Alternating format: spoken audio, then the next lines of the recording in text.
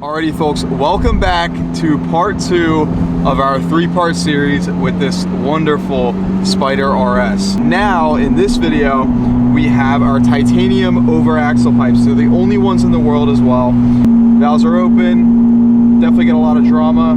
Right now we're at 2,000 RPM, but it's not overbearing. Still with the factory manifolds as well. You get huge flexibility with these valves. So we'll close them up now. And all of that exhaust sound is gone. You still get that lovely induction noise. You can hear how beautiful the induction noise is. But with the over axle pipes, it really just brought together all of that sound and all that volume and brought it back.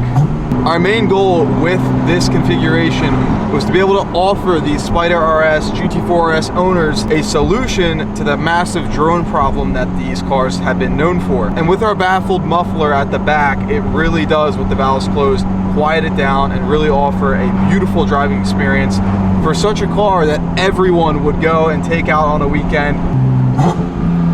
Hear that induction noise, but when we click this button, it brings all that drama back. Much better.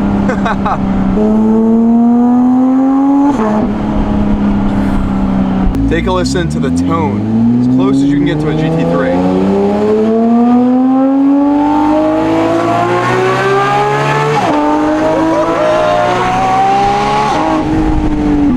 Get that pitch change now.